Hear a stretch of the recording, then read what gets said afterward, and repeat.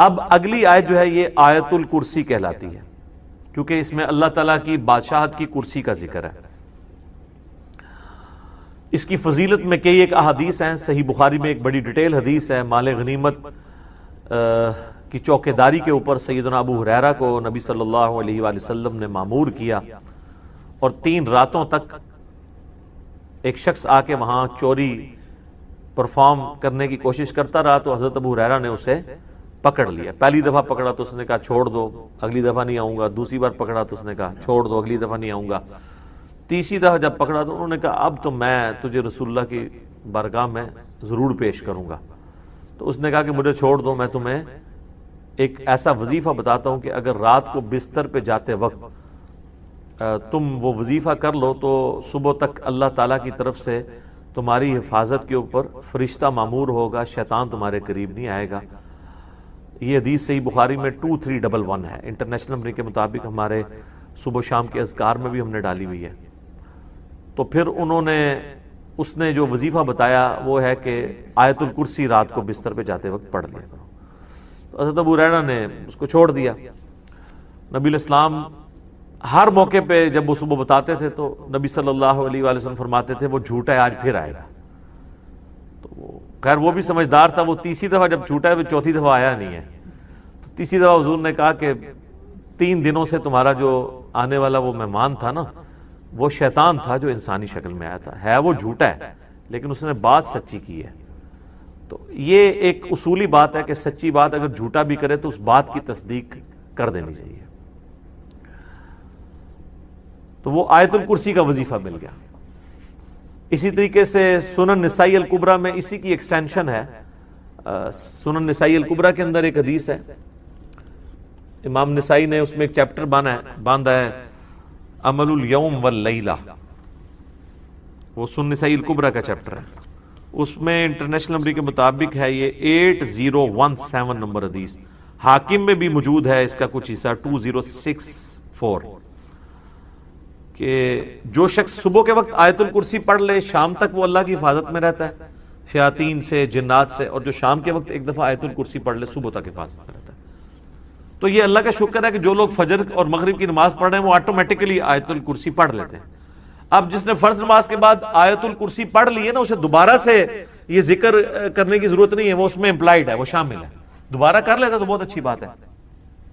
اور ایک اور فضیلت ہے جو سنن نسائی الکبریٰ میں ہی ہے، 9928 نمبر حدیث ہے اسی عمل الیوم واللیلہ چیپٹر میں، کہ جو شخص نماز فرض ادا کرنے کے بعد، نماز فرض آیت الکرسی پڑھ لے گا وہ مرتے ہی جنت میں داخل ہوگا، لیکن اس میں نماز شرط ہے۔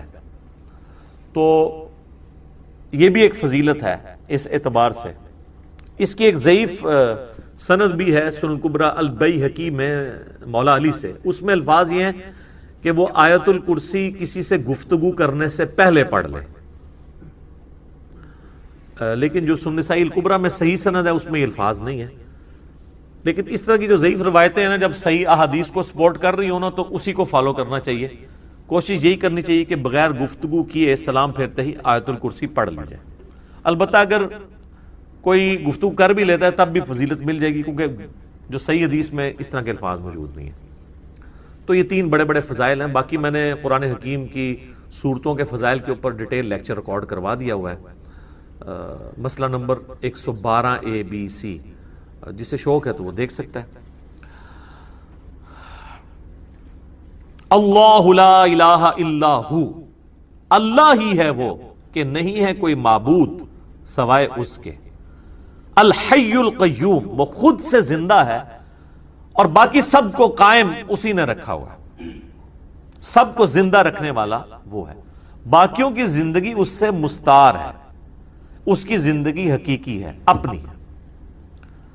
لا تأخذہ سنۃ ولا نوم، اور اس کی زندگی اتنی کامل ہے کہ نہ تو اسے اونگ آتی ہے اور نہ نیند۔ ہماری زندگی آپ دیکھ لیں ناقص ہے، ہم 24 گھنٹے کے اندر ایک دفعہ ضرور مر جاتے ہیں۔ موت نیند کی بہن ہے نا، اسی لیے آپ دیکھیں آپ کو جو رات کو سونے کی دعا سکھائی گئی ہے صحیح بخاری میں، اللہم بسمی کا اموت و احیا اور اللہم باسمی کا اموت و احیا، دونوں الفاظ درست ہیں. تیرے نام سے زندہ ہوتا ہوں اور مرتا ہوں. اور صحیح بخاری میں جو صبح اٹھنے کی دعا ہے وہ تو ہے ہی ہے، اس میں تو ڈائریکٹ کلیئر ہو گیا. یہاں تو پھر بھی کوئی کہہ سکتا ہے کہ ایمبیگوٹی ہے کہ یہ اس نیند کا بھی ذکر نہیں ہے، لیکن اس میں تو واضح ذکر ہے الحمدللہ الذی احیانی بعد ما اماتنی، یا احیانا بعد ما اماتنا، جمع کے سیغے سے ہو، وَإِلَيْهِ النُّشُورُ. تمام تعریفیں اس ذات کے لیے جس نے ہمیں مرنے کے بعد دوبارہ زندہ کر لیا. پھر سورہ الزمر میں بھی آتا ہے کہ اللہ تعالیٰ ہی ہے جو رات کو جب تم سوتے ہو تو تمہارے نفس کو قبض کر لیتا ہے، پھر جس کو اپنے پاس رکھنا ہوتا ہے اسے روک لیتا ہے، جس کی باقی ہوتی ہے اس کو دوبارہ واپس بھیج دیتا ہے. تو نیند بھی موت کی ایک فارم ہے. ہماری جو زندگی ہے وہ بھی ناقص ہے، ہم ڈیپینڈنٹ ہیں اللہ کے اوپر اس اعتبار سے کہ جب چاہے وہ سانس روک لے، اور اس اعتبار سے بھی کہ 24 گھنٹے میں ہمیں ایک دفعہ سونا ہی پڑتا ہے، ادروائز آپ اگلے 24 گھنٹے. دنیا کا ذہین ترین آدمی، دنیا کا طاقتور ترین آدمی کتنے گھنٹے جاگ سکتا ہے؟ یہ بزرگ جو جاگتے رہے ہیں نا 1-1 سال یا 2-2 سال، کہانیاں نے، کوئی نہیں اٹھ جاگتے. جس کو ہے نا اس کو لے کے جاگ کے بتائے کوئی. اور کہتے ہیں جناب 3 سال تک کھایا پیا نہیں ہے. اس کے ساتھ اس کہانی کو کمپلیٹ کیا کریں، ساتھ یہ بھی کہا کریں کہ نہ کھادا پیتا نہ پیشاب کیتا، کیونکہ اگر کھایا پیا نہیں ہے تو پیشاب تو کھانے پینے کے ساتھ ہے نا. آپ کھانا پینا چھوڑ دیں پیشاب ختم ہو جائے گا. یہ ساتھ کیوں نہیں کہتے ہیں کہ 3 سال تک پیشاب بھی نہیں کیا، اور پھر اس طرح کا بندہ لے کے آنا اس کا جو ہم کریں گے نا وہ ہماری ویڈیوز میں ریکارڈ ہے، آج چھوڑ دیں. لہو ما فی السماوات و ما فی الارض. اچھا دوسرا ہے نیند نہیں آئے گی اور اس سے اونگ بھی نہیں آتی، یعنی اتنی کامل زندگی ہے کہ ایک لمحے کے لیے بھی جھٹکا نہیں آتا. لہو ما فی السماوات و ما فی الارض، اسی کے لیے ہے آسمانوں اور زمین کی بادشاہی. اچھا آسمان ہمیشہ جمع کے سیغے کے ساتھ آتے ہیں، زمین سنگولر کے سیغے کے ساتھ، سوائے ایک پارہ نمبر 28 کے اندر کہ اللہ نے 7 آسمان پیدا کیا اور اس کے مثل زمینیں بھی. چونکہ یہ اللہ تعالیٰ کی طرف سے ایک میریکل پلانٹ ہے روئے ارض، زندگی ابھی تک یہیں پہ دریافت ہوئی ہے جس زندگی کو ہم جانتے ہیں، اس لیے اللہ تعالیٰ اسپیشلی اس کا ذکر کرتا ہے. تو قرآن میں جب بھی آئے نا کہ آسمانوں اور زمین کی بادشاہت سے مراد پوری کائنات. من ذا الذی یشفع عنده الا باذنہ، کس کی جرأت ہے کہ اللہ کے حضور کسی کی شفاعت اور سفارش کر سکے سوائے اس کے اذن کے؟ ظاہر ہے کسی کی جرأت نہیں ہے. دنیا میں سفارش یہ ہوتی ہے کہ کسی شریف آدمی کو پکڑ کے پولیس لے گئی ہے تو ایک وہاں کا بڑا آدمی جا کے سفارش کرتا ہے کہ جی آپ کو غلط فہمی ہوئی ہے، میں اسے شروع سے جانتا ہوں، بڑا شریف آدمی ہے. اب اللہ کو اس طرح کی سفارش تو کوئی نہیں کر سکتا کہ یا اللہ آپ کو غلط فہمی ہوئی ہے، بندہ غلط پکڑ لیا آپ نے، نہیں، ایسے تو ہو نہیں سکتا. اسی لیے اللہ نے کہا کہ اس کی جرأت ہے کہ مجھے کہے، مجھے سفارش کرے کسی کی، کہ میرے کہنے سے نہیں. تو اب آپ دیکھ لیں بابوں کے بارے میں وہ دھونس کے عقیدے جو رکھے ہوئے ہیں، اسی تو آپ کو قرآن نہیں پڑھنے دیتے. جس نے یہ آیت پڑھنی ہے اس نے کہنا ہے کہ بابا کتوں آ گیا. اتنے کوئی بھی کھنگڑ نہیں دینا اللہ نے سوائے جس کو اذن دیا ہے محمد رسول اللہ صلی اللہ علیہ وآلہ وسلم. اور وہ بھی ایک پوری دردناک حدیث ہے بخاری مسلم میں، حدیث شفاعت، وہ یوٹیوب پہ میرا کلپ دیکھ لیں. شفاعت رسول صلی اللہ علیہ وآلہ وسلم کا عقیدہ. یعلم ما بین ایدیہم وما خلفہم، وہ جانتا ہے جو ان سے پہلے ہو چکا جو ان کے بعد ہونے والا. یعنی اللہ تعالیٰ ہمارا جس کی سفارش تم میرے پاس لے کے آؤ گے نا، مجھے پتا ہے اس نے پہلے کیا کیا اور آندہ کیا کرنا ہے، مجھے بتا رہے ہو. اور ایک معنی یہ بھی ہے کہ جو سفارشی بھی ہے نا، اللہ تعالیٰ ان کو بھی جانتا ہے کہ ان کا علم پہلے کا کیا تھا اور بعد کا علم کیا ہے. اللہ تعالیٰ نے ہر ایک کو اپنے علم سے گھیرا ہوا. وَلَا يُحِيطُونَ بِشَيْءٍ مِّنْ عِلْمِهِ إِلَّا بِمَا شَاءَ، اللہ کے علم کو کوئی نہیں گھیر سکتا سوائے اللہ تعالیٰ جس کے لیے چاہے تو اس کے اوپر کوئی علم آشکار کر لے. یعنی اللہ تعالیٰ کے علم کو کوئی اور مخلوق نہیں گھیر سکتی. اللہ نے سب کو اپنے علم سے گھیرا ہوا ہے سوائے اس کے کہ وہ جو سورہ آل عمران میں بھی آتا ہے 179 نمبر آیت میں کہ اللہ کی یہ شان نہیں ہے کہ وہ اپنے غائب کے اوپر کسی کو اطلاع دے سوائے اپنے پیغمبروں کے، اور تمہارا کام ہے اللہ اور اس کے پیغمبروں پر ایمان لاؤ. پیغمبر وہ ہستی ہوتی ہے کہ جس کو اللہ تعالیٰ غیب کی خبریں دیتا ہے، غیب کا علم دیتا ہے اتنا جتنا اس کے لیے پسند فرماتا ہے. علم الغیب کے اوپر میرا مسئلہ نمبر 6A اور 6B آپ دیکھ سکتے ہیں، ڈیٹیل ٹاپک ہے. تو جتنا جس کے لیے چاہتا ہے اللہ ظاہر فرماتا ہے، اور جس کے لیے نہیں چاہتا ظاہر نہیں فرماتا. اچھا، یہ اب بعض علم الغیب ایسے ہیں جو اللہ تعالیٰ نے انبیاء کرام کو دیے، اور بعض یہ ہیں جو ہمارے اعتبار سے وہ آپ سمجھ لیں ان سین علم ہے، لیکن چونکہ وہ فزیکل ورلڈ کے ساتھ تعلق رکھتے ہیں اس لیے ہم اس کو علم الغیب کا لفظ تو نہیں بول سکتے، لیکن چھپے علوم ہیں. جیسے سائنٹیفک جو بڑے بڑے راز ہیں اس کائنات کے، وہ لوگوں نے دریافت کیے ہیں. میگنیٹک فیلڈ کا دریافت کرنا، کمپاس بنا لینا. فیراڈے نے 8 سے 200-300 سال پہلے ہی ہوا ہے نا بجلی والا معاملہ. دنیا میں بجلی آئے ہوئے میکسیمم 150 سال گزرا ہے، اس سے پہلے بجلی نہیں تھی.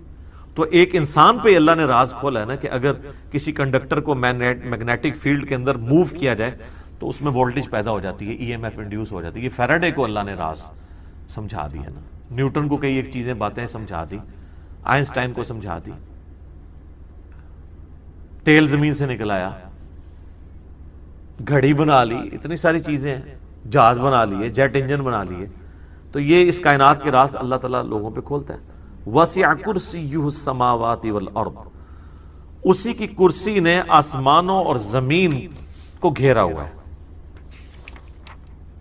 ولا یؤودہ حفظہما، اور اللہ تعالیٰ کو زمین و آسمان کی حفاظت کرنا کوئی مشکل نہیں ہے، تھکا نہیں دیتی یہ چیز. وہو العلی العظیم، اور وہ بہت بلند ہے اور عظمت والا ہے. اچھا، یہاں کرسی عین ممکن ہے کہ کوئی فزیکل کرسی ایگزسٹ کرتی ہے، اور عین ممکن ہے کہ یہ بات محاورتاً ہو رہی ہے کہ اللہ تعالیٰ کی بادشاہت اس سے مراد ہو، کیونکہ قرآن میں کئی ایک چیزیں محاورتاً بھی استعمال ہوئی ہیں. اس کے اوپر یہ جو اہل حدیث کی طرف سے جہمی ہونے کا فتویٰ فوراً لگا دیتے ہیں، یہ غلط ہے. بعض جگہ وہ خود بھی تعویلات کر رہے ہوتے ہیں. جیسے سورہ قصص کے اینڈ پہ آتا ہے کہ ہر چیز کو فنا ہے سوائے اللہ کے چہرے کے. تو سارے اہل حدیثوں نے ترجمہ کیا ہے یہاں چہرے سے مراد اللہ کی ذات ہے، تو تعویل تو وہ بھی کر رہے ہیں. یا قیامت والے دن اللہ کے سائے کے سوا کوئی اور سایہ نہیں ہوگا، 7 لوگ اس سائے کے نیچے ہوں گے، بخاری مسلم میں آتا ہے. تو وہاں اہل حدیث بھی کہتے ہیں یہاں مراد عرش کا سایہ، اللہ کا سایہ مراد نہیں. تو اس طریقے سے اگر کوئی تعویل کرتا ہے اس طرح کے معاملات میں، جہاں پہ ممکن ہو، جہاں پہ ممکن نہ ہو وہاں پہ نہیں کرنی چاہیے. مولانا مودودی تو دونوں طرف گئے ہیں کہ عین ممکن ہے کرسی ہو، اور عین ممکن ہے کہ اس سے مراد ایک محاورتاً بات ہو کہ اللہ کی بادشاہی نے گھیر رکھا ہے ہر چیز کو. اور اس کی یعنی صرف اللہ تعالیٰ نے یہ بنا کے مخلوق چھوڑ نہیں دی، بلکہ اس کی حفاظت بھی اپنے ذمہ لی ہوئی ہے. اور وہ ایسی حفاظت نہیں ہے کہ کوئی اللہ تعالیٰ کو مصروف ہو گیا کہ اتنی مخلوقات پیدا کر کے اب کیا کرے گا وہ، ایسا نہیں ہے. بلکہ وہ اللہ تعالیٰ نے پہ کوئی گرا نہیں ہے اس کی. وہ تو سورۃ الانعام میں ہے کہ زمین کی گہرائیوں میں کوئی دانہ نہیں پھوٹتا، نہ زمین کے اوپر نہ سمندروں میں کوئی پتا بھی گرتا ہے مگر اس کے علم سے. اور اتنا کامل علم ہے کہ اللہ نے یہ سب کچھ ہونے سے پہلے لوح محفوظ میں لکھ لیا ہے. تو ایک ڈیٹیل طلب ٹاپک ہے. وَهُوَ الْعَلِيُّ الْعَظِيمُ، اور وہ بلند ہے اور عظمت والا ہے. اب یہاں پہ ایک اللہ کا نام بھی آ گیا علی. علی یون تو مخلوق میں کسی کا نام ہو سکتا ہے. یہ ہے العلی، جب الف لام سے ہوگا تو دی علی خاص ہو جائے گا. رحمان تو کوئی بھی ہو سکتا ہے، الرحمان اللہ ہے. رؤوف کوئی بھی ہو سکتا ہے، نبی الاسلام کے لیے ہے بالمؤمنین رؤوف الرحیم. لیکن الرؤوف اور الرحیم اللہ ہے. صرف رؤوف اور رحیم سورہ التوبہ کی آخری آیات میں نبی الاسلام کے لیے بھی ہے. تو یہاں پہ بھی علی سے مراد بلند، عظمت والا، یعنی اللہ تعالیٰ اپنے عرش پہ مستوی ہے جیسا کہ اس کی شان کے لائق ہے، اور اپنی شان کے اعتبار سے بھی بلند ہے. تو اب یہ آیت الکرسی پہ تو گھنٹوں بولا جا سکتا تھا. میں نے اتنا حصہ کور کیا جتنا ایک عام بندے کی ضرورت ہے، کیونکہ آپ سمجھیں کہ قرآن حکیم میں جتنی بھی آیات اللہ تعالیٰ کی اسماء و صفات کے اعتبار سے یا اس کی قدرتوں اور شانوں کے اعتبار سے آئیں گی، آلموسٹ ان کی جڑ جو ہے وہ آیت الکرسی کے اندر موجود ہے. تو یہ اس پہ تو گھنٹوں بولا جا سکتا ہے، لیکن جتنی میں نے اجمال سب لا الہ الا اللہ کے پھر برابری کون کر سکتا ہے؟ وہ حدیث بطاقہ ہے نا، کاغذ کے پرزے والی حدیث جامع ترمذی میں، ایک شخص کے 99 دفاتر گناہوں کے کھولے جائیں گے تو اللہ تعالیٰ فرمائے گا میں کسی کے ساتھ ناانصافی نہیں کرتا. دوسری طرف ایک کاغذ کا ٹکڑا ڈالا جائے گا جس پہ لا الہ الا اللہ لکھا. وہ شخص کہے گا یہ ٹکڑا کیا کر سکتا ہے، بس وہ رکھنے کی دیر ہوگی وہ پڑھنا بھاری ہو جائے گا. اللہ کے نام سے تو وزنی کوئی چیز نہیں ہو سکتی. اسے کہتے ہیں کاغذ کے پرزے والی حدیث. اس کے لیے جنت کا حکم ہو جائے گا. لا الہ الا اللہ کا مقابلہ نہیں. الہ عربی میں الہن کہتے ہیں ایسی ہستی کو جس کو پوجا جائے، جس کی عبادت کی جائے، جو عبادت کے لائق ہو. اور ظاہر ہے کہ اس میں ایسی کوالٹیز ہونی چاہیے جو کسی اور میں نہ ہو، کیونکہ باقی سب نے اس کے سامنے سر تسلیم خم کرنا ہے. اللہ تعالیٰ کی کچھ کوالٹیز ایسی ہیں جو کسی اور میں ہو ہی نہیں سکتی، اور کچھ کوالٹیز ایسی ہیں جو اللہ تعالیٰ مخلوق کو اپنی طرف سے تفویض کسی حوالے سے فرما دیتا ہے. جیسے سمع و بصارت ہمیں بھی عطا کی ہوئی، اللہ بھی دیکھتا سنتا ہے. وہ باقی جو ڈفرینسز ہیں وہ تو اپنی جگہ، لیکن کچھ کوالٹیز ایسی ہیں جو عطائی بھی نہیں ہے. ان میں سے ایک کوالٹی جو ہے وہ الہ والی، معبود. الہن عربی میں کہتے ہیں جس کو پوجا جائے. اور عربی زبان میں جب الف لام ساتھ لگ جاتا ہے تو وہ خاص ہو جاتا ہے. جیسے عربی میں سٹی، انگلش میں سٹی کہتے ہیں شہر کو، کوئی بھی شہر ہو سکتا ہے. جب دی سٹی ہوگا تو خاص شہر ہوگا. عربی میں مدینہ ہر شہر کو کہا جاتا ہے، لیکن جب ہم المدینہ کہتے ہیں اس سے مراد مدینہ المنورہ ہوتا ہے، جہاں پہ ہمارے محبوب صلی اللہ علیہ وآلہ وسلم کی قبر مبارک ہے. اسی طریقے سے الہ تو جھوٹے بنائے ہوئے لوگوں کے موجود ہیں. قرآن حکیم میں جھوٹے الہوں کا بھی ذکر ہے. الالہ یہی ہے اللہ. اللہ کے جو ورڈ کس طرح بنا الالہ، ٹھیک ہے نا، وہ عربی لنگوسٹک کی وجہ سے پھر یہ جوڑ کے اللہ بن جاتا ہے، یعنی دی اونلی الہ، جس کو پوجا جائے. اور ظاہر ہے اس کی ایسی کوالٹیز ہیں جو کسی اور کی نہیں ہے. اور وہ کوالٹیز کیا ہیں؟ وہ سورۃ الاخلاص میں آئی ہیں. قل هو اللہ احد. اے نبی صلی اللہ علیہ وآلہ وسلم فرما دیجئے کہ وہ اللہ ایک ہے، یکتا ہے، یونیک ہے. ایک نہیں ہے بلکہ یکتا ہے، ایسا یونیک کہ اس کے ہم پلے کا کوئی نہیں. اللہ الصمد، وہ بے نیاز، اس کو کسی کی پرواہ نہیں ہے. ہاں سب اسی کے اوپر ڈیپینڈنٹ ہے. لم یلد ولم یولد، اس نے نہ کسی کو جنا نہ اس سے کوئی جنا گیا. یعنی اللہ تعالیٰ ہمیشہ سے ہے. اور اس کے اوپر میرا ایک یوٹیوب پہ کلپ بھی آپ دیکھ سکتے ہیں، ہو کریٹڈ گاڈ، اللہ کو کس نے پیدا کیا. لاکھوں لوگ یوٹیوب پہ لکھ چکے ہیں. پروفیسر رچرڈ ڈاکنز نے جو کتاب لکھی تھی دا گاڈ ڈیلوژن، اس میں اس نے جو ایک سوال کیا تھا کہ اللہ کو کس نے پیدا کیا، میں نے اس کا میتھمیٹیکل آنسر دیا ہے. اور اس کے بعد پھر اسی میتھمیٹیکل آنسر کو میں نے بتایا کہ یہی چیز تو سورۃ الاخلاص کے اندر بیان ہوئی ہے. تو اللہ تعالیٰ سے نہ کوئی پیدا ہوا، نہ اس نے کسی کو جنا، نہ وہ خود کسی سے جنا گیا، جس کو ہم آسان طور پہ کہتے ہیں کہ نہ وہ کسی کا باپ ہے نہ کسی کا بیٹا. وَلَمْ يَكُنْ لَهُ كُفُوًا أَحَدٌ، اور اس کی ٹکر کا کوئی نہیں ہے، اس کے پائے کا کوئی ہے ہی نہیں ہے. تو یہ الہ والی کوالٹی اسی میں ہونی چاہیے جو یہ سورۃ الاخلاص کا جو ٹچ سٹون آف تھیولوجی ہے، توحید کا جو کسوٹی ہے، یہ اس کے اوپر کوئی پورا اترے. سورۃ الاخلاص کے اوپر اگر کوئی ہستی پوری اترتی ہے تو صرف اللہ کی ذات ہے. کوئی جن، کوئی پیغمبر، کوئی فرشتہ اس میں سے کوئی بھی کوالٹی حاصل کر ہی نہیں سکتا. نہ عطائی طور کے اوپر، ذاتی تو کسی کی ہے ہی نہیں کوئی چیز. تو الہ کا مطلب یہ ہے کہ جس کو پوجا جائے، اور وہ ایک ہی ہستی ہو سکے. اب پوجنے کا مطلب کیا ہے کہ جب اس کی پرستش کی جا رہی ہے تو ٹوٹل اوبیڈینس اسی کی ہوگی. عبادت کا مطلب صرف نماز، روزہ، حج، زکات نہیں ہے، بلکہ ہر معاملے میں ٹوٹل اوبیڈینس کے لائق وہی ہستی ہے. جو وہ حکم دے اس کی بجاوری انسان کے اوپر لازم ہے، اور اس کے مقابلے کے اوپر کسی اور کو نہیں مانا جائے. ان الحکم الا للہ، یعنی اللہ کے علاوہ کسی اور کا تو حکم چلنا ہی نہیں ہے. اور پیغمبروں کی بھی ہم جو اطاعت کرتے ہیں وہ سورۃ النساء کے اندر آیا کہ ہم نے پیغمبر اس لیے بھیجے کہ اللہ کے اذن سے ان کی اطاعت کی جائے. یعنی وہ بھی من یطع الرسول فقد اطاع اللہ، جس نے رسول اللہ کی اطاعت کی اس نے گویا اللہ کی اطاعت کی. تو پیغمبروں کی کوئی ذاتی دعوت نہیں ہوتی ہے، نہ ان کی ذاتی کوئی شریعت ہوتی ہے، بلکہ وہ تو اللہ تعالیٰ کے ٹرو ریپریزنٹیٹو بن کے آن دا فیس آف ارتھ آتے ہیں. تو الہ کی یہ کوالٹیز ہیں کہ آپ نے اس کو ٹوٹلی اس کی اوبیڈینس اختیار کرنی ہے اور اس کے مقابلے پہ کسی کو نہیں ماننا. اور آپ نے بڑی اچھی بات کی کہ سارے الہوں کی نفی کرنی ہے. اور قرآن حکیم میں تو ظاہر بار بار یہ ہے کہ آپ نے طاغوت کی نفی کرنی، کہ ہر پیغمبر میں ہم نے ہر امت کے اندر کوئی نہ کوئی پیغمبر مبعوث کیا.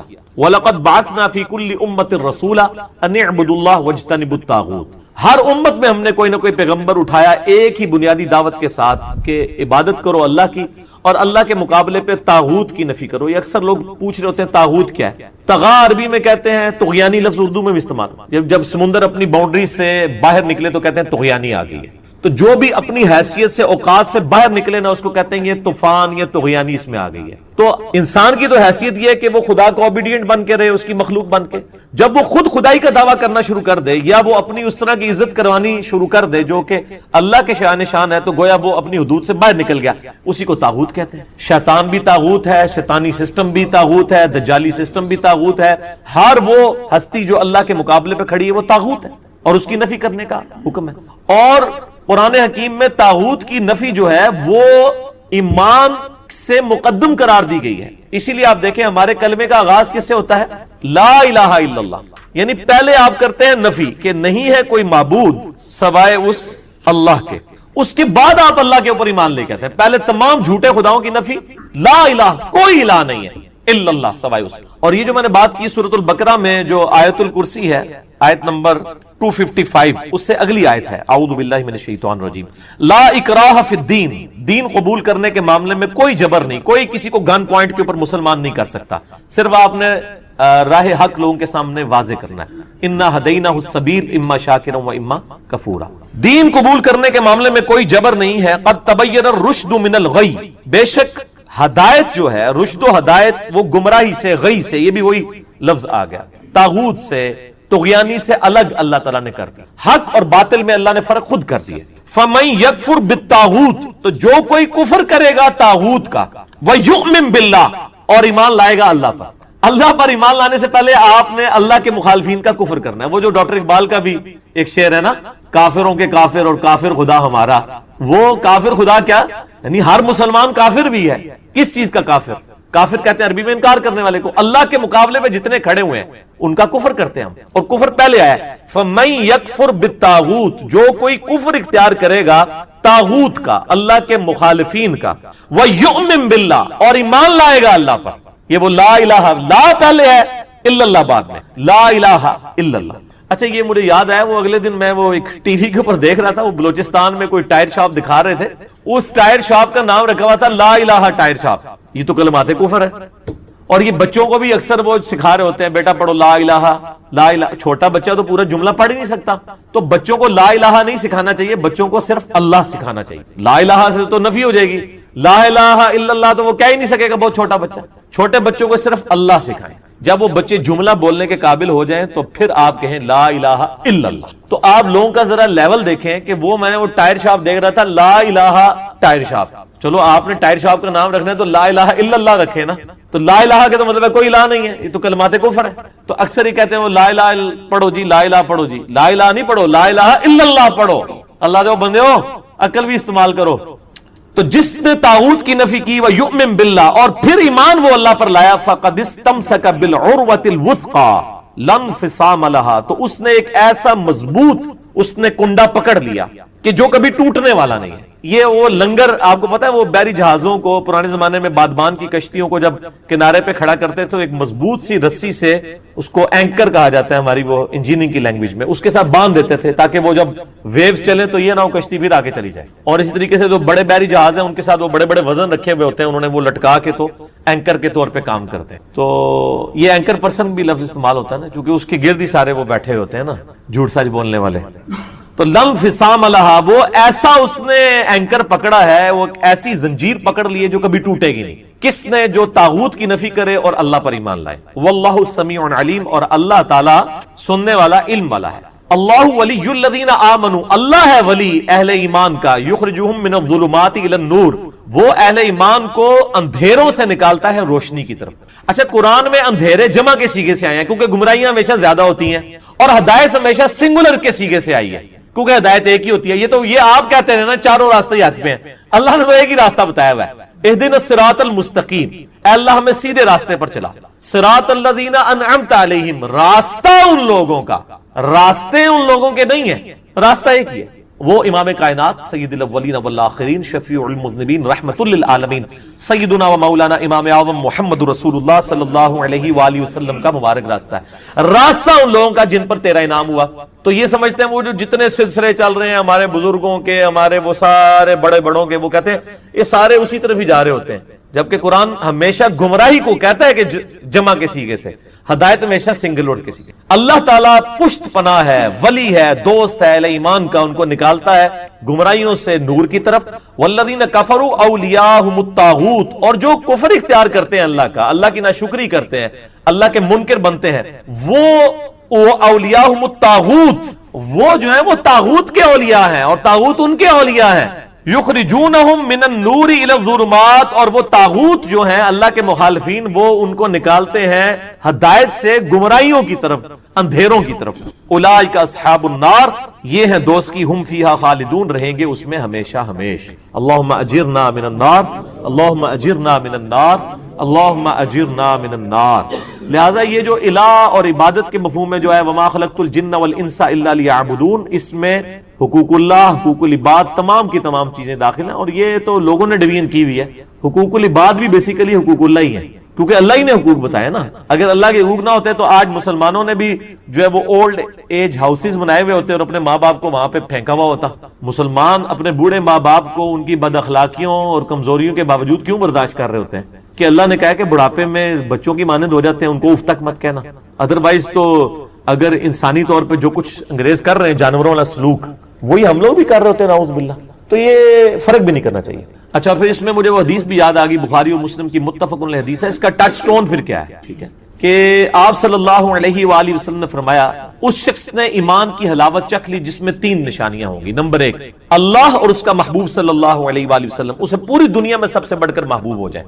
نمبر 2، اس کی دوستی اور دشمنی کا معیار اللہ کی ذات، الحب للہ والبغض للہ، محبت بھی اللہ کے لیے اور دشمنی بھی۔ اور تیسری نشانی یہ کہ کفر کی طرف لوٹایا جانا اس کے لیے اتنا ہی مشکل ہو جائے گا جتنا آگ میں جلایا جانا، یعنی وہ آگ میں جلنے کے لیے تیار ہو جائے گا، ایمان نہیں چھوڑے گا۔ جب اس لیول پہ کوئی پہنچے گا تو وہ مومن ہوگا۔ باقی تو سارے پھر دودھ پینے والے مجنو ہیں، وہ شعر و شاعری کرنے والے، نعتیہ اشعار پڑھنے والے مسلمان ہیں، وہ پریکٹیکل مسلمان تو اور ہے، یا وہ جو میں اکثر کہتا ہوں کہ وہ پاکستان کے شناختی کارڈ میں مسلمان ہے، اللہ کے حضور شناختی کارڈ جو ہے وہ ڈیفرنٹ ہے۔ اس میں تو صحیح مسلم میں حدیث ہے 246 نمبر انٹرنیشنل نمبر کے مطابق کتاب الایمان چیپٹر میں کہ بندے کے کفر اور اسلام، شرک اور ایمان کے درمیان فرق کی نماز ہے۔ لیکن آپ یہاں پہ دیکھ لیں کتنے پرسنٹ لوگ مسلمان نماز پڑھ رہے ہیں انڈیا، پاکستان، بنگلہ دیش کے اندر، چلے عرب ملکوں میں پھر بھی رواج ہے، انڈونیشیا، ملیشیا میں بھی، لیکن یہاں پہ وہ سارے مسلمان ہیں۔ ٹھیک ہے، قانونی طور پہ ہم بھی ان کو مسلمان ہی کہتے ہیں، ظاہر ہے جب مریں گے جنازہ بھی ان کا پڑھ دیں گے، بہرحال جنازہ پڑھ کے ہی ان کو قبر تک ہی اتار سکتے ہیں، اس کے بعد ہم کچھ نہیں کر سکتے کسی کے لیے، نہ ہمارے لیے کوئی کچھ کر سکتا ہے۔ دعائی کی جا سکتی ہے، وہ اللہ کی مرضی ہے کسی کے حق میں قبول کرے یا نہ کرے۔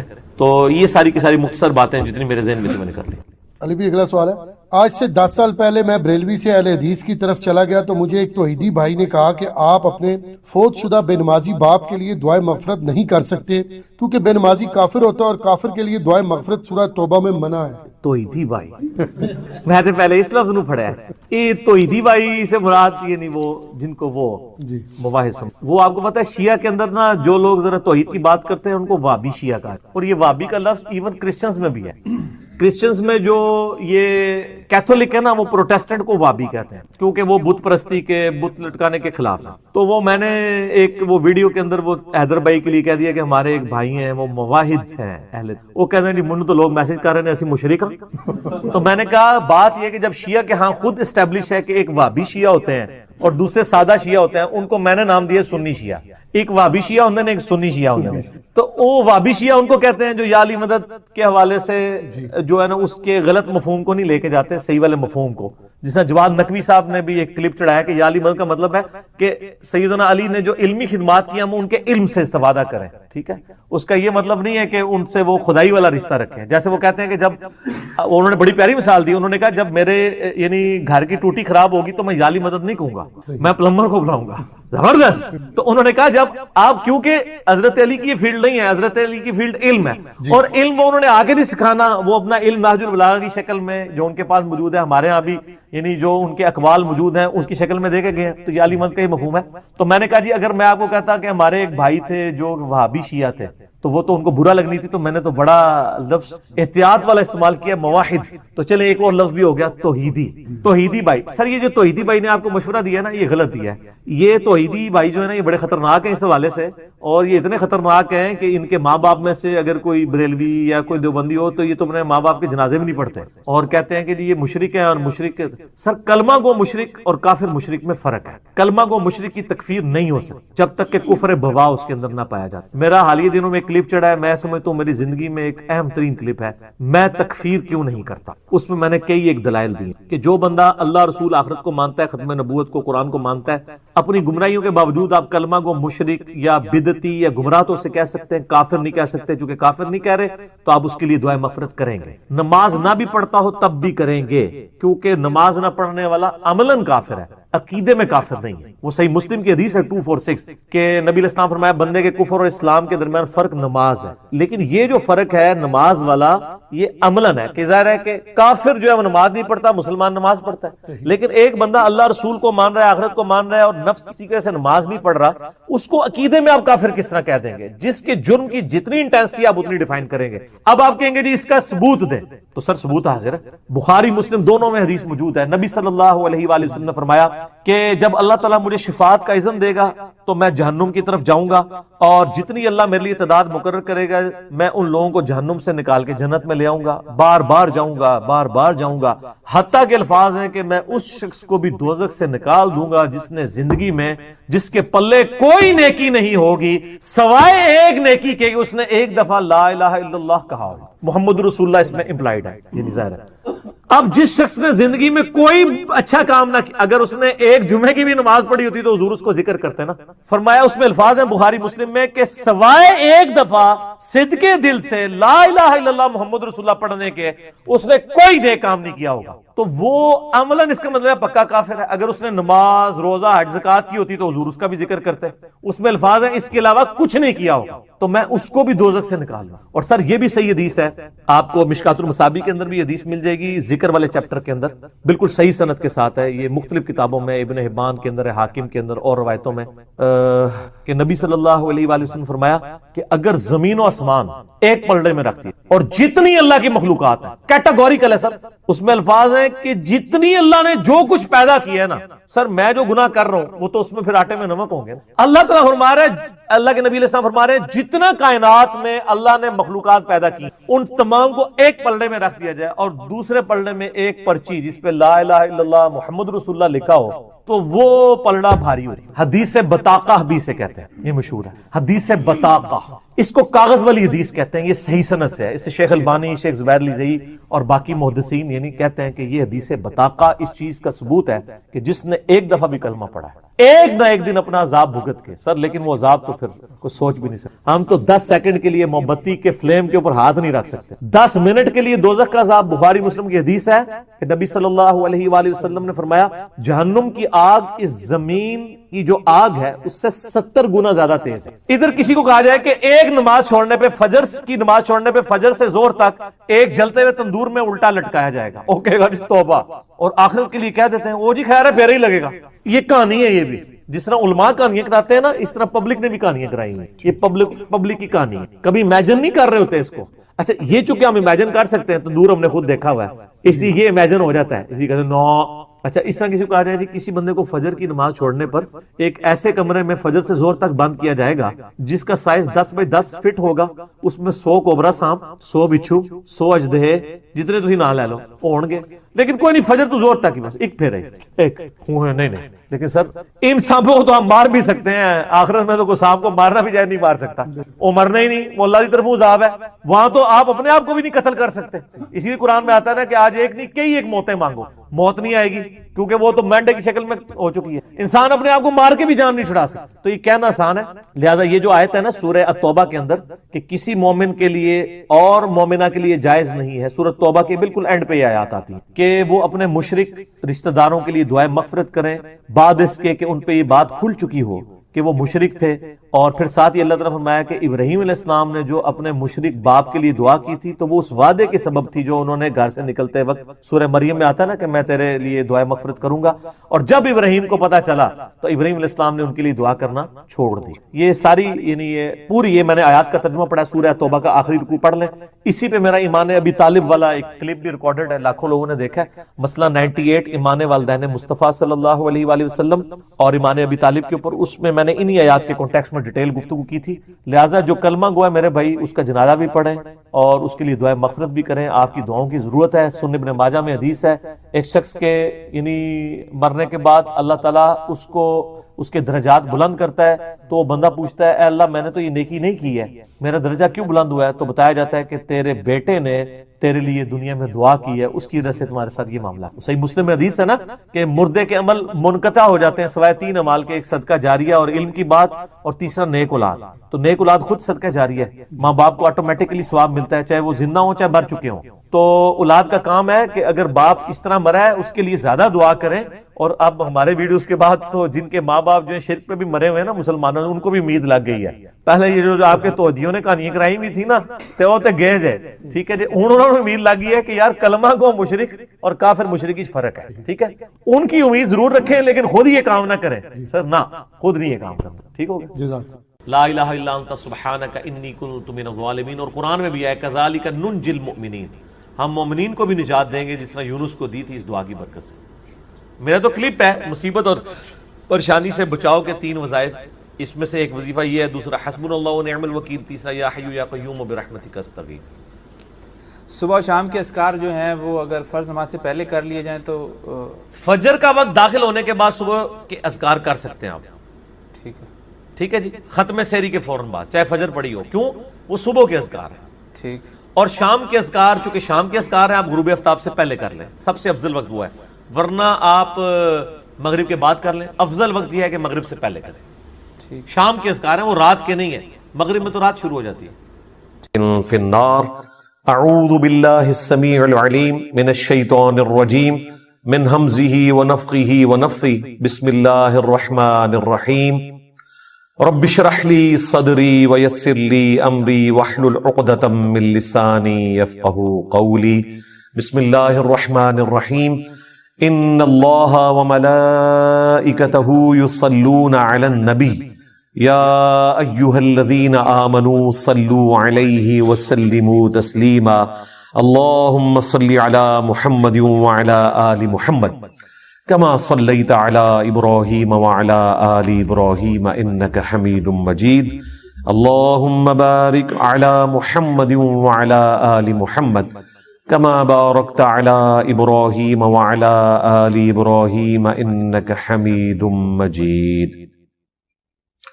اللهم ربنا آتنا في الدنيا حسنة وفي الآخرة حسنة وقنا عذاب النار ربنا آتنا من لدنك رحمة وهيئ لنا من أمرنا رشدا لا إله إلا أنت سبحانك إني كنت من الظالمين حسبنا الله ونعم الوكيل يا حي يا قيوم برحمتك أستغيث ولا حول ولا قوة إلا بالله العلي العظيم آمين۔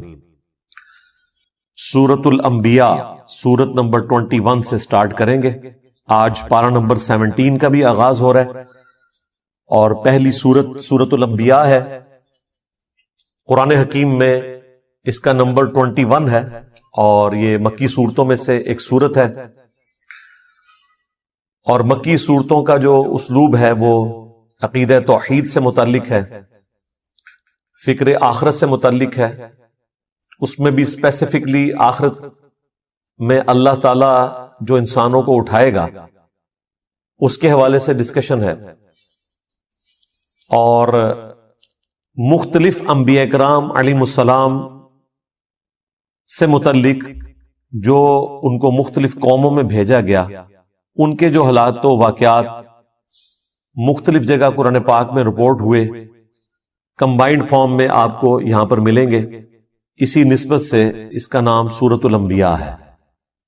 اس میں حضرت ابراہیم علیہ السلام کا ذکر خیر بھی ملے گا، عیسیٰ علیہ السلام کا، سیدہ مریم کا اور باقی انبیاء کرام کا بعض کا نام آیا ہے، بعض کا تھوڑا تفصیلی ذکر آیا ہے، اور کنکلوژن اس کی اللہ کے محبوب صلی اللہ علیہ وآلہ وسلم کو جو اللہ تعالیٰ نے ٹائٹل دیا وَمَا أَرْسَلْنَاكَ إِلَّا رَحْمَةً لِلْعَالَمِينَ، اس پہ جا کر یہ سورت کنکلوڈ ہوگی۔ انبیاء کرام علیہم السلام سے متعلق عقیدہ کیا ہونا چاہیے اور انبیاء کرام کا اپنا کیا عقیدہ ہوتا تھا، یہ دونوں چیزیں اس سورت کے اندر بیان ہوگی۔ عام آدمی جس نے قرآن کبھی ترجمے سے نہیں پڑھا، اس سے اگر پوچھا جائے کہ سورت الانبیاء میں کیا ہوگا، تو عموماً جو آپ کو ان پڑھ جاہل قسم کے لوگ علماء میں سے بھی اور واعظین میں سے بھی، وہ آپ کو یہی کہتے سنائی دیں گے کہ جی اس میں انبیاء کرام کی خوبصورتی کا بیان ہوگا، ان کی آنکھیں کیسی تھیں، ان کے بالوں کا رنگ کیسا تھا، وہ اس قسم کی باتیں بیان کرتے ہیں اور ممبروں سے کرتے ہیں۔ سورت الانبیاء سے بہتر اور کوئی سورت نہیں ہے بات بتانے کے لیے کہ انبیاء سے متعلق آپ کا کیا عقیدہ ہونا چاہیے اور انبیاء کا عقیدہ توحید اپنا کیا تھا، یہ دونوں باتیں اس میں بیان ہوئی ہیں۔ اور ہمارے سب کانٹیننٹ میں جو دین تصوف نے عقائد کی خرابی پروپیگیٹ کر دی ہے، اس کی جڑ کاٹنے کے لیے ایک سورت کافی ہے، چھوٹی سی سورت ہے، اور عقیدہ توحید کو بھی واضح کرے گی، انبیاء کرام علیہ السلام کے اپنے سٹیٹس کو بھی واضح کرے گی کہ انبیاء کے بارے میں آپ نے کیا عقیدہ رکھنا ہے، ان کو منی گاڈ نہیں بنانا، اور انبیاء کرام ہر مشکل ہر پریشانی میں اپنے رب کی طرف رجوع لاتے تھے، اس کا ذکر بھی آپ کو اس میں ملے گا۔ یہ ڈومیننٹ چیز ہے سورۃ الانبیاء کے حوالے سے۔ سٹارٹ ہی میں آپ کو نبی اسلام کا جو ذکر خیر ہے، آپ کی جو دعوت توحید ہے، اس کے مقابلے پر مشرکین عرب نے جو آپ کو رسپانس کیا اور جو آپ کے لیے غلط زبان استعمال کی، آپ علیہ السلام کو جو تانے دیے، اور اس پر جو اللہ تعالیٰ کا جواب ہے، شروع کی چند آیات میں ہی آپ کو عقیدہ کلیئر ہو جائے گا۔ اس عقیدے کا کوئی لینا دینا نہیں ہے دین تصوف میں پھیلائے گئے عقیدوں سے، جن میں پیغمبر منی گاڈ ہوتا ہے، کوئی بزرگ بابا جو ہے وہ منی رسول ہوتا ہے، اور ان کے علماء جو ہیں وہ منی صحابی ہوتے ہیں، یعنی اس طرح ان کو ٹائٹل دیے ہوتے ہیں انہوں نے اور ایسے مرتبے دیے ہوتے ہیں۔ یہ سٹارٹ ہی میں آپ کو بالکل کلیئر ہو جائے گا۔ اعوذ باللہ من الشیطان الرجیم، بسم اللہ الرحمن الرحیم۔ اقترب للناس حسابهم، قریب آ گیا ہے لوگوں کے حساب کا وقت، وَهُمْ فِي غَفْلَةٍ مُعْرِضُونَ، لیکن ان کا حال یہ ہے کہ وہ غفلت میں منہ پھیرے ہوئے ہیں۔ ایبسولوٹلی اس آیت کو دیکھا جائے تو پوری انسانیت کے لیے جیسے انسان نے مرنا ہے، آخرت کی زندگی شروع ہو جانی ہے، اس کا حساب بالکل اس کے قریب ہے، لیکن انسان غفلت کی زندگی گزار رہا ہے۔ اور اگر آپ اسے ریلیٹیولی دیکھیں آنے والے ٹاپک کے ساتھ، تو یہ مشرکین عرب سے متعلق ہے کہ اللہ تعالیٰ نے ان کے لیے فیصلہ فرما لیا ہے کہ ان پر عذاب استیصال آئے گا، غزوہ بدر کی شکل میں، اس کے بعد غزوہ احد کی شکل میں، خندق کی شکل میں۔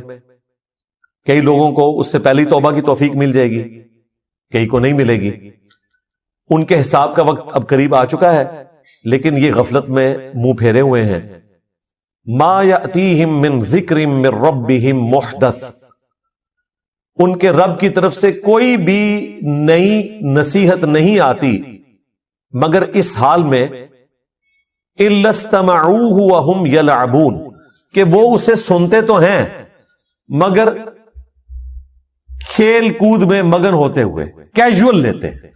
سورۃ الفرقان میں ہے نا کہ اللہ کے نیک بندوں کی نشانی یہ ہے کہ وہ اندھے اور بہرے بن کر اللہ کی آیات پر نہیں گرتے، غور و تفکر کرتے ہیں۔ اللہ تعالیٰ کی طرف سے پیغام آیا، اسے سیریس لینے کی ضرورت ہے، بجائے اس کے کہ اسے سیریس لیں وہ کہتے تھے یہ اگلے لوگوں کی کہانی ہے، اور پہلے بھی ہم نے اتنی باتیں سنی، کوئی عذاب نہیں آیا۔ اگر یہ نبی واقعی سچا ہے اور یہ کہتا ہے کہ مرنے کے بعد زندہ کیا جائے گا، تو بڑا آسان سا ٹیسٹ ہے، ہمارے ماں باپ کو زندہ کر دے، ہمارے سامنے لے آئے، ہم اس پہ ایمان لے آئیں گے۔ تو بھائی اگر یہ سب کچھ ہو جائے تو پھر آپ کون سا ایمان لے کر آئے؟ ایمان کا تو مطلب ہی ہے غیب میں دیکھ کر ماننا۔ ان الذین یخشون ربہم بالغیب لہم مغفرۃ واجر کبیر، جو اپنے رب سے بغیر دیکھے ڈرتے ہیں ان کے لیے مغفرت اور بڑا اجر ہے۔ دیکھ کر تو سب نے مان لینا ہے۔ تو اللہ تعالیٰ فرما رہا ہے ان کے پاس کوئی بھی نصیحت آتی ہے، قرآن کی کوئی بھی صورت نازل ہوتی ہے، آیات نازل ہوتی ہیں، تو وہ اسے کیجول لیتے ہیں، اس حال میں سنتے ہیں کہ وہ کھیل میں مگن ہے۔ آج مسلمانوں کا بھی یہی حال ہے۔ مسلمان تو خیر اس سے بھی پیچھے چلے گئے، وہ کم از کم سن لیتے تھے، یہ تو سننے سے بھی قاصر ہے۔ عربی آتی نہیں ہے، ترجمہ سنتے نہیں ہیں۔ لاہیۃ قلوبہم، ان کے دل غافل ہو چکے ہیں، وَأَسَرُّ النَّجْوَى، اور یہ آپس میں سرگوشیاں کرتے ہیں، الذین ظلموا، جو کہ ظالم لوگ ہیں، اور کہتے کیا ہیں؟ هَلْ هَذَا إِلَّا بَشَرٌ مِثْلُكُمْ، یہ تو نہیں مگر تمہارے جیسے ہی ایک انسان، یعنی نبی اسلام کے بارے میں وہ کہتے ہیں یہ تمہارے جیسے ہی ایک انسان ہے، اس نے جو دعوی پیغمبری کیا ہے اس میں اور ہم میں کوئی فرق نہیں، نعوذ باللہ۔ افتأتون السحر وانتم تبصرون، کیا تم پیروی کرو گے اس جادو کی جس کو تم اپنی آنکھوں سے دیکھ رہے ہو کہ یہ جادو کر رہا ہے، اس میں کوئی حقیقت نہیں ہے، تو آنکھوں سے دیکھنے کے باوجود تم اس سحر کی پیروی کرنا شروع کر دو گے، وَلِعَوْذُ بِاللَّهِ تَعَالَى۔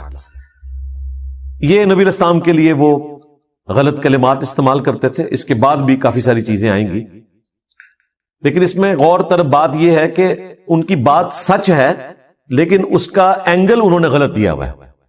یہ بات تو سچ ہے کہ نبی اسلام بھی انسان ہی تھے۔ سورہ بنی اسرائیل میں آیا کہ اگر زمین پر فرشتے آباد ہوتے تو ہم فرشتوں میں سے پیغمبر بھیجتے، اب چونکہ انسان آباد ہیں تو انسانوں میں سے پیغمبر آئے گا، بات سچ ہے، لیکن بظاہر تو یہ ہماری طرح کے انسان ہیں، اس میں کوئی شک نہیں ہے۔ سب سے بڑا فرق اس حوالے سے جو وہ ایمفسائز نہیں کرتے تھے وہ یہ تھا کہ ان پر اللہ کی طرف سے وحی آتی ہے، اور وہ ایسا کلام لے کر آئے ہیں عربیوں میں کہ عربی بھی ششدر رہ گئے قرآن کے اس اعجاز کو دیکھ کر۔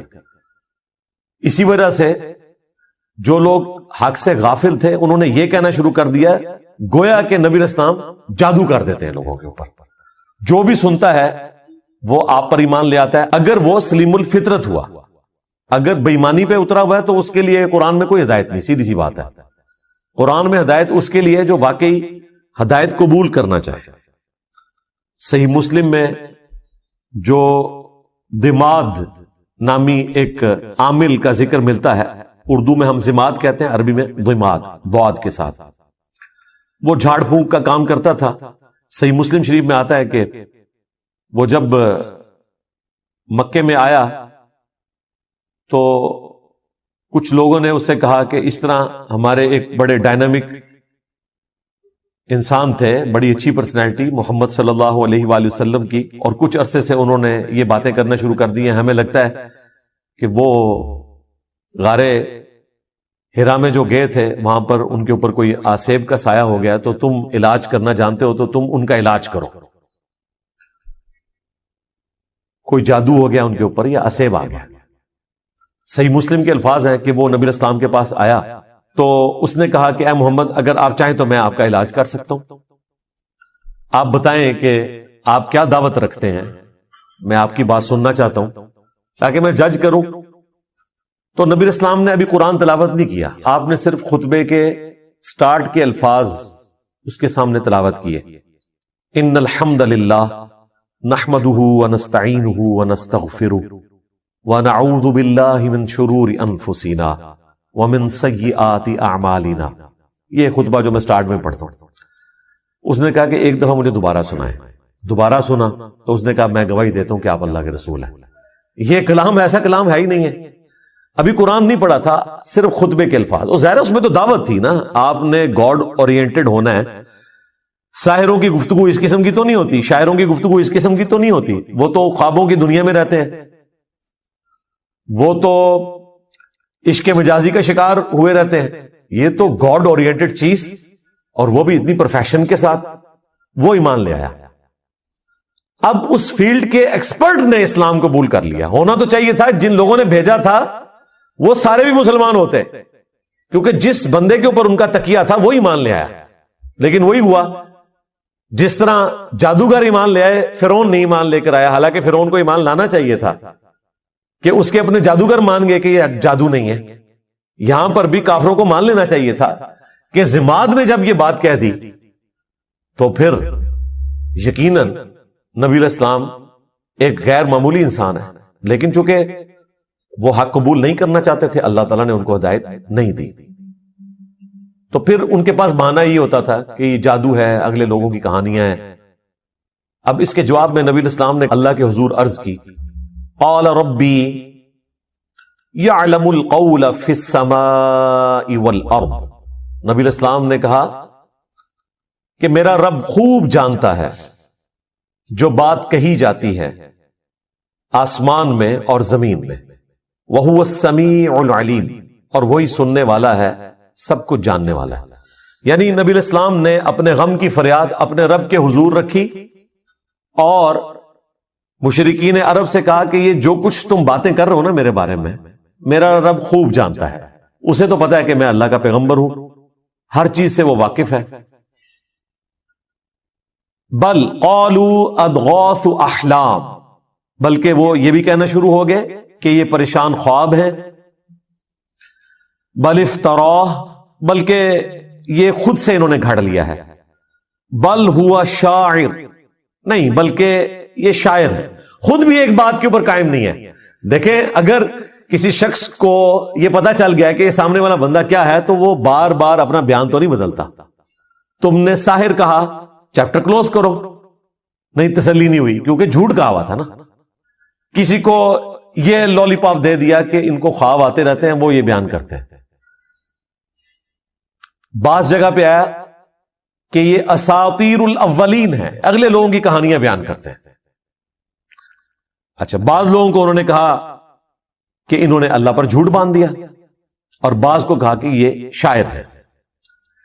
اب اتنے زیادہ بیانات، جادوگر، دیوانہ، اگلے لوگوں کی کہانیاں، پریشان خواب،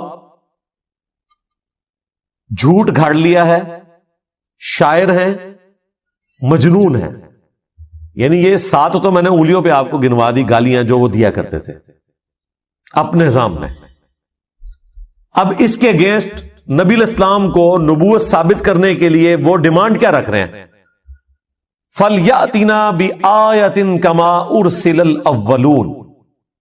اگر واقعی یہ پیغمبر ہے نا تو یہ اس طرح کے معجزات کیوں نہیں لے کر آتا جو معجزات اگلے لوگوں کو، اگلے پیغمبروں کو دیے گئے تھے.